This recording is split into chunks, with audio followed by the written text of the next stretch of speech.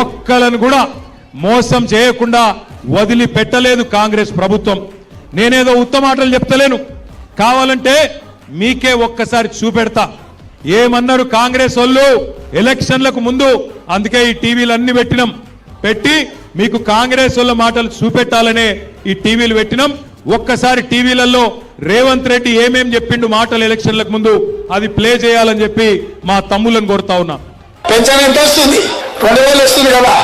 వచ్చే నెల డిసెంబర్ 9 నాడు 2000 కాదు, ఇందిరమ్మ రాజ్యం వచ్చి నీకు 4000 రూపాయలు పెన్షన్ వస్తుంది. ఎవరు నడుకునే పని లేదు. ప్రతి నెల 1వ తారీఖు నాడు ప్రభుత్వ ఉద్యోగికి జీతం వచ్చినట్టుగా ప్రతి నెల 1వ తారీఖు నాడు ఆడబిడ్డల ఖాతాలో 2500 రూపాయలు ప్రతి నెల ఆడబిడ్డల ఖాతాలో వేయాలని కాంగ్రెస్ పార్టీ నిర్ణయం తీసుకున్నది. షాదీ ముబారక్ కళ్యాణ లక్ష్మిలో ఈ రోజు 1,00,000 రూపాయలే వస్తున్నాయి. వచ్చే నెల మీరు తీసుకుంటే 1,00,000తో పాటు తులం బంగారం ఆడబిడ్డలకే ఇచ్చి పేదల కోసం ఇందిరమ్మ ఇల్లు కట్టుకోవడానికి, ఇల్లు లేని పేదలకు పెళ్ళైన ప్రతి వాడికి ఇందిరమ్మ ఇల్లు కట్టుకోవడానికి 5 లక్షల రూపాయలు ఉచితంగా ఇవ్వాలని ఇవాళ కాంగ్రెస్ పార్టీ నిర్ణయం తీసుకున్నది. చూసినరా ఏం చెప్పిండో? చూసినరా? అందరు విన్నారా?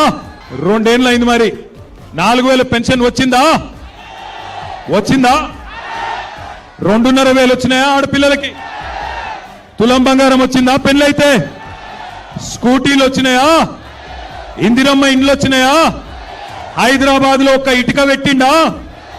ఒక్క కొత్త రోడ్డు కట్టిండా? ఒక్క పనన్న చేసిండా? ఇవాళనేమో వచ్చి అన్ని ఉద్దర మాటలు చెప్తుండు.